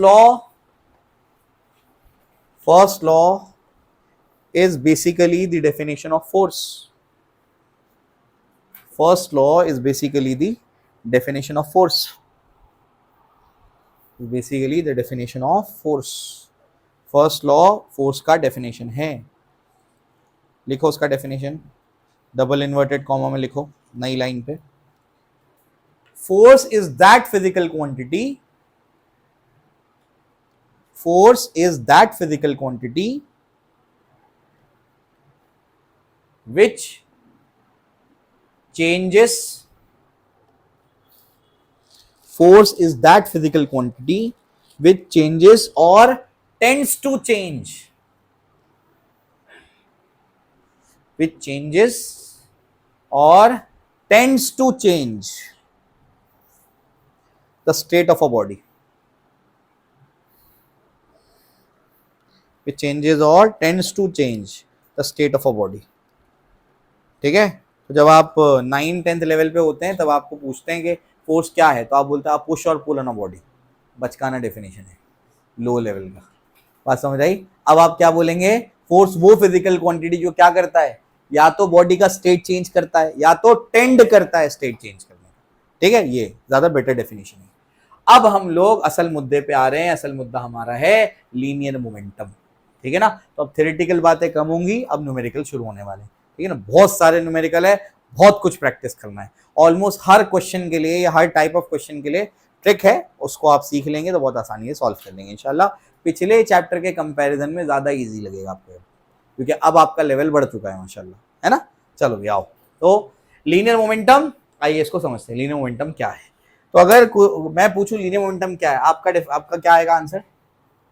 लीनियर मोमेंटम क्या है? मास इनटू वेलोसिटी, ये उसका फॉर्मूला है। लीनियर मोमेंटम असल में है क्या, बताता क्या है, वो मैं आपको थोड़ा सा समझाता हूं, ध्यान से सुनना। एक कोई ऑब्जेक्ट है, कौन है नहीं बता रहा हूं, 20 मीटर पर सेकेंड से चल रहा है। एक दूसरा ऑब्जेक्ट है, लिविंग नॉन लिविंग कुछ भी हो सकता है, वो 20 मीटर पर सेकेंड से चल रहा है। अब अगर मैं आपसे सवाल पूछता हूं कि दोनों में से किसके पास ज्यादा मोशन है और किसके पास कम मोशन है, आप क्या बोलोगे?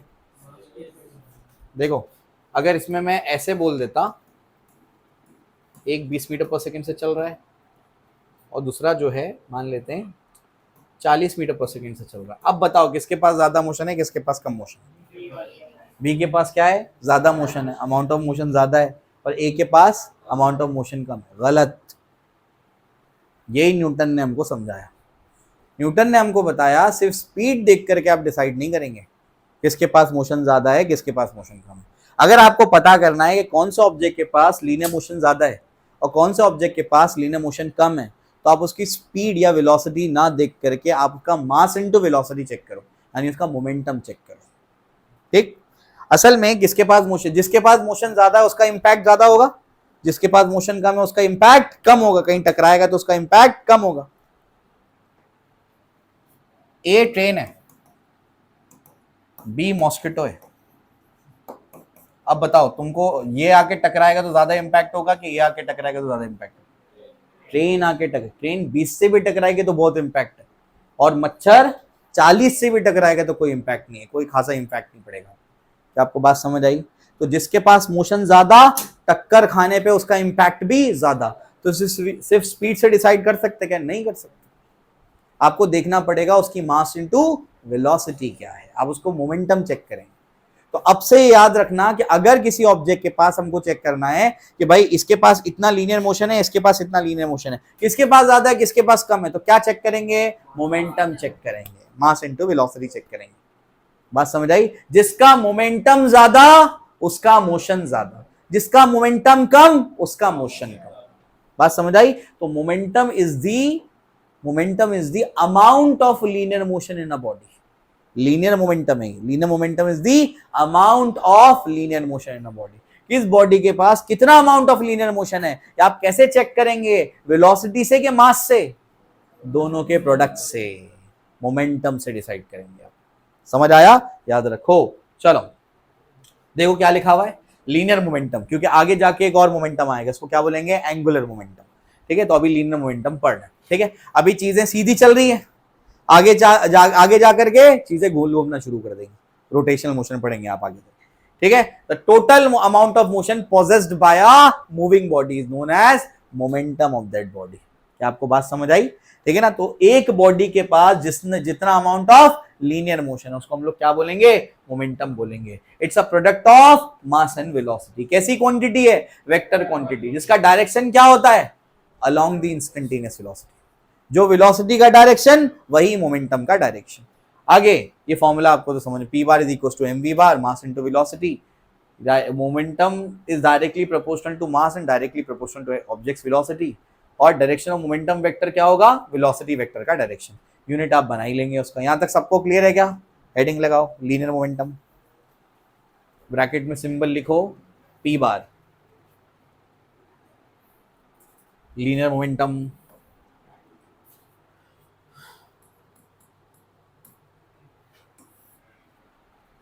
सिंबल क्या है ब्रैकेट में? P bar. क्या होता है ये मोमेंटम? पहले सबसे पहला पॉइंट लिखो, momentum is equals to mass into velocity. Momentum is equals to mass into velocity.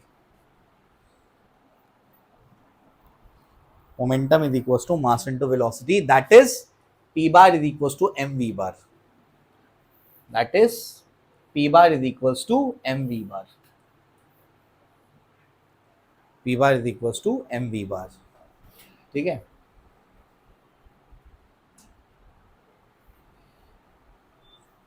ठीक। उसके बाद लिखो सेकेंड पॉइंट में,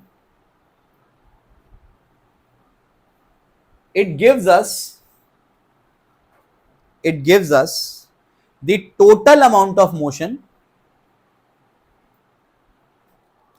it gives us the total amount of linear motion, लिखना तो ज्यादा बेटर है, total amount of linear motion possessed by a body.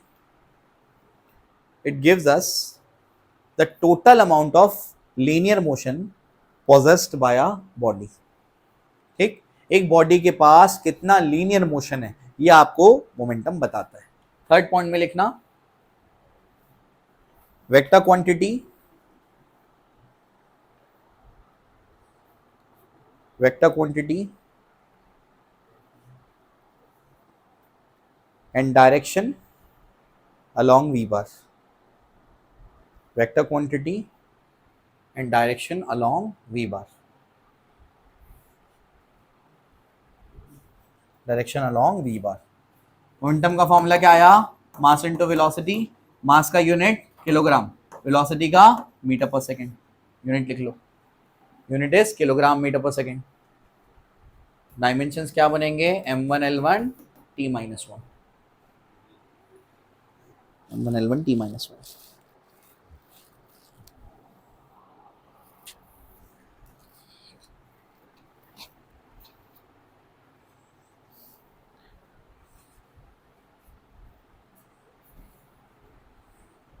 ठीक है,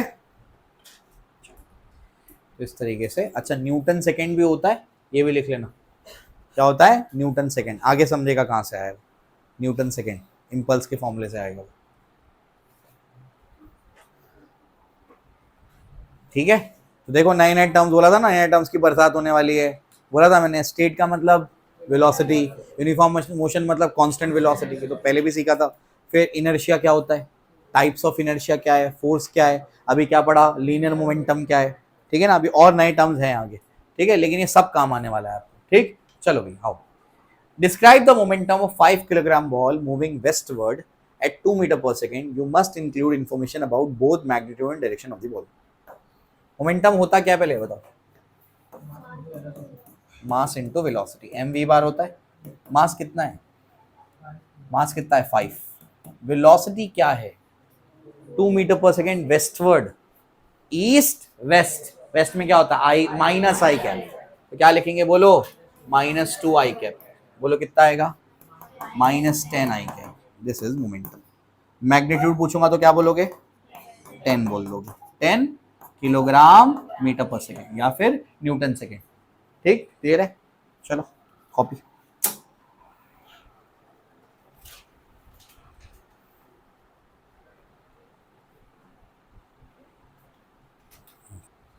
अगला सवाल, a block having mass 2 kilogram moving with velocity this, find momentum of the block।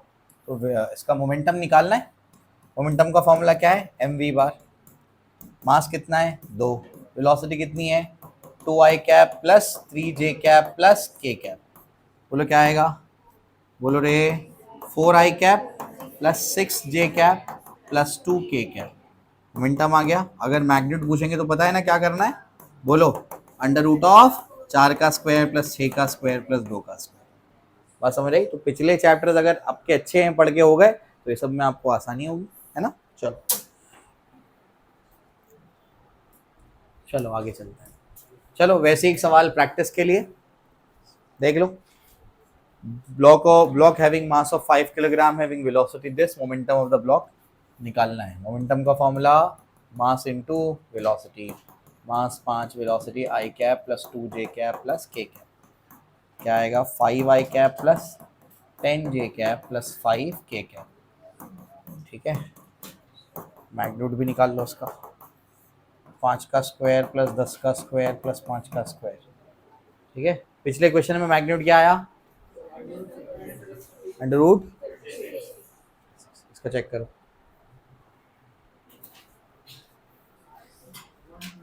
छोटे छोटे क्वेश्चन से भी हम लोग स्टेप वाइज बढ़ेंगे और फिर बड़े बड़े क्वेश्चन करेंगे इंशाल्लाह। यहाँ तक सबको क्लियर है?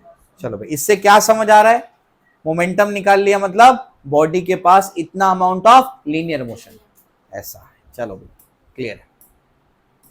हाँ, अब देखो क्या है। Two identical balls A and B of same mass moving with velocity 5 and 10। कौन से डायरेक्शन में नहीं मालूम, लेकिन बस बोला है 5 and 10। Find the ratio of the magnitude of the momentum. Magnitude का रेशियो लेना है, तो वेलोसिटी के डायरेक्शन से क्या लेना देना है? बोलो।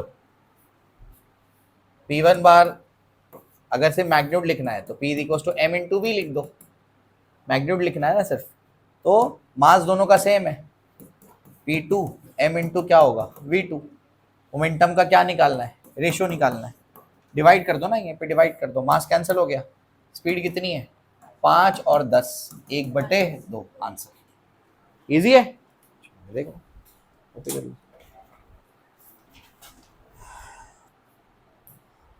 ठीक है, चलो सॉल्व करो। चलो यहाँ देखो, दो बॉल्स हैं A and B moving in the same direction, 1 metre per second, 2 metre per second velocity है, और ratio of magnitude of the momentum, mass of A and B are given. P is equal to क्या होगा? M1 V1, P2 क्या होगा? M2 V2। बोलो mass कितना है? बोलो 2, वेलोसिटी 1, है ना, सही है। मास B का कितना है? 4, वेलोसिटी कितनी है? 2, सही है। 2 और 2 क्या हुआ? कैंसिल, 1/4। ठीक,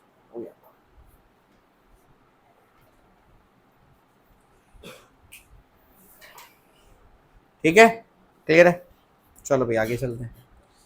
हाँ, अब थोड़ा थोड़ा करके इसका लेवल बढ़ेगा। Check whether both the balls have same momentum और नॉट। दोनों का मोमेंटम सेम है कि नहीं है? बोलो भाई, दोनों का मोमेंटम सेम है कि नहीं है? क्यों नहीं है?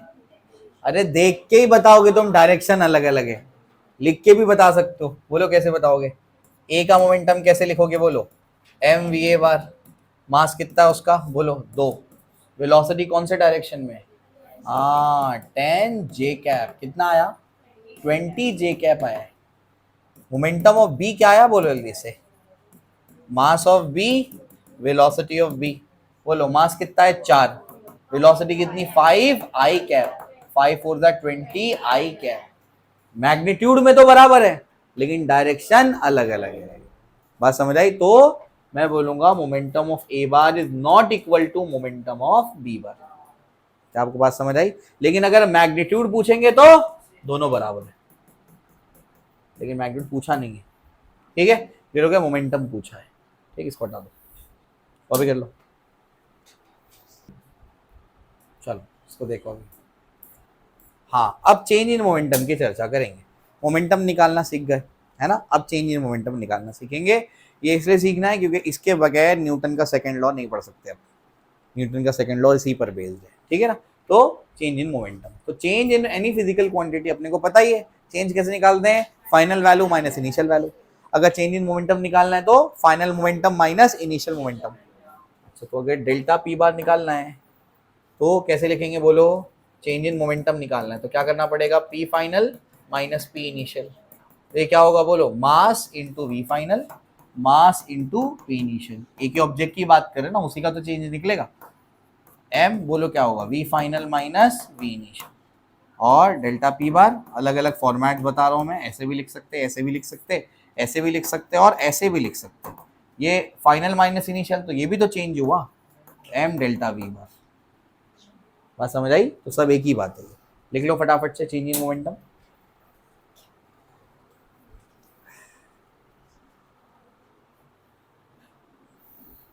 छोटे क्वेश्चन से कभी भागो मत।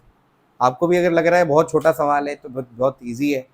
कॉन्सेप्ट छोटे छोटे सवालों से ही डेवलप होगा। अभी आपको आगे समझेगा, मैं कहाँ आपको रिलेट कराऊंगा उस धीरे। मैं क्या बोलता हूँ हमेशा, स्टेप वाइज लेके जा रहा हूँ मैं। बहुत बड़ा क्वेश्चन सॉल्व कर लेंगे आप इस, अभी आप समझेंगे क्या बता रहा हूँ। ठीक, चलो आगे।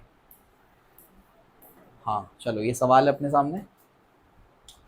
After collision the ball rebound with same speed, then calculate change in momentum. ठीक, क्या निकालना है अभी? चेंज इन मोमेंटम निकालना है। ये इधर गया टक्कर मारा तो ये जाने की स्पीड v, टक्कर खा के रिटर्न आया v स्पीड से, तो गया v स्पीड से आया v स्पीड से। वेलोसिटी अलग अलग है, जाते टाइम आई कैप में, आते टाइम माइनस आई कैप में। ठीक, निकालना क्या है बोलो? Change in momentum delta P बार, तो हो जाएगा P final bar minus P initial बार। समझ रहे हैं आप? ठीक है ना? क्या मैं डायरेक्ट वो फॉर्मूला लिख दूं उसका, M V final bar minus V initial bar? क्या आपको ये बात समझ आई? अब बताओ, मास तो वही रहा, फाइनल वेलोसिटी क्या हो गई बोलो? v और माइनस आई कैप। सही है। और बोलो इनिशियल वेलोसिटी क्या थी? v I cap. ठीक है ना? बोलो क्या होगा? m minus V I cap minus V I cap. बोलो क्या आएगा? Minus 2v I cap. क्या आपको समझा? बताओ change in momentum delta P bar क्या आया, जल्दी बताओ। Delta P bar is equals to minus 2mv I cap. इसका मैग्नीट्यूड पूछेंगे बच्चों तो क्या बोलेंगे आप? 2mv, है ना? मैग्नीट्यूड क्या आएगा? 2mv। तो डेल्टा पी बार का मैग्नीट्यूड आएगा 2mv। सबको क्लियर है? ऐसे सॉल्व करो। ये भी हो गया। हाँ, ये क्वेश्चन कराने के लिए पहले इतनी प्रैक्टिस कराई गई है कि पहले डायरेक्ट ये सवाल आया था पेपर में, पीएमटी में आ चुका है क्वेश्चन पहले, और बच्चे इसमें गड़बड़ करते हैं फिर। ठीक है, तो धीरे धीरे करके पहले समझाया मोमेंटम कैसे निकालेंगे, फिर धीरे धीरे करके क्या सीखे? चेंज इन मोमेंटम कैसे निकालेंगे। अब क्या सीख रहे हैं? अब ये अगर इंक्लाइन सरफेस पे कोई अगर ऑब्जेक्ट आकर के रिबाउंड होता है तो भाई इसका चेंज इन मोमेंटम कैसे निकालेंगे। ठीक है, आओ समझते हैं। चेंज इन मोमेंटम निकालने का फॉर्मूला तो सेम है। फॉर्मूला क्या है बोलो? डेल्टा पी बार क्या होगा? P final bar minus P initial bar. ये अपने को पता है, ये क्या होगा?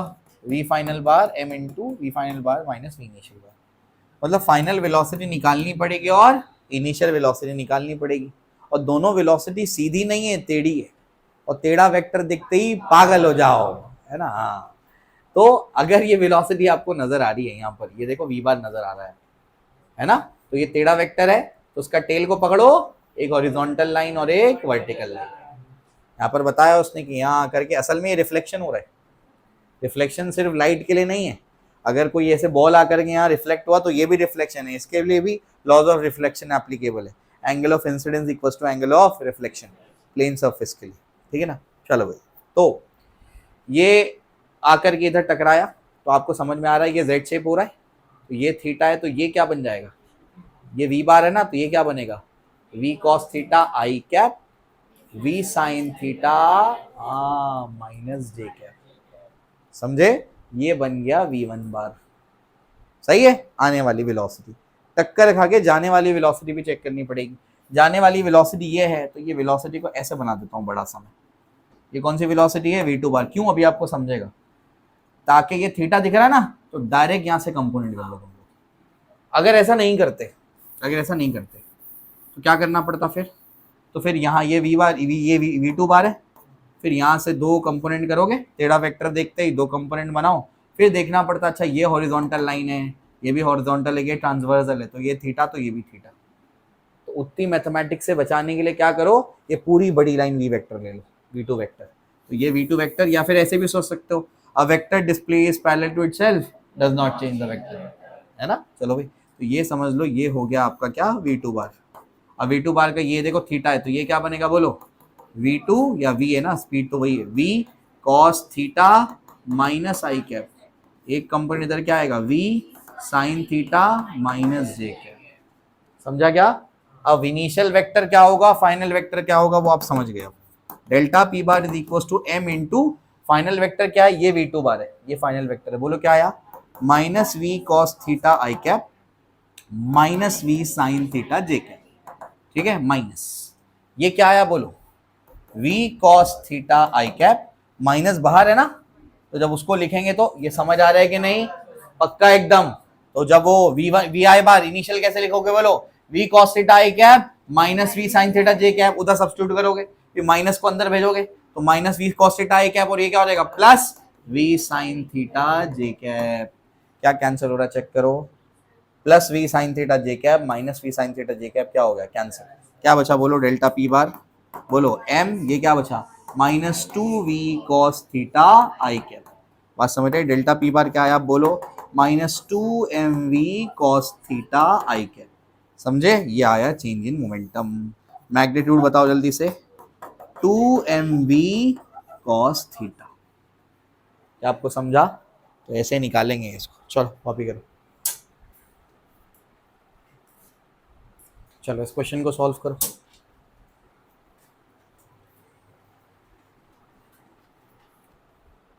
चलो यहां देखो सब, a ball of 0.2 kilogram hits a wall with a velocity of 25 meters per second at an angle of 45 degrees with horizontal. If the ball rebounds at 90 degree to the direction of incidence with same speed, calculate the magnitude of change in momentum of the ball. एक ball है, एक ball आकर के इधर hit करता है, कितनी speed से, 25 मीटर पर सेकेंड से, at an angle of 45 degree with the horizontal. तो हॉरिजॉन्टल के साथ में कितना एंगल बना रहा है वो, 45 डिग्री का एंगल बना रहा है, 45 डिग्री विद द हॉरिजॉन्टल। ठीक है, इसका मास कितना है, 0.2 kg। If the ball rebounds at 90 degree to the direction of incidence, incidence से 90 के एंगल पर रिबाउंड करता है।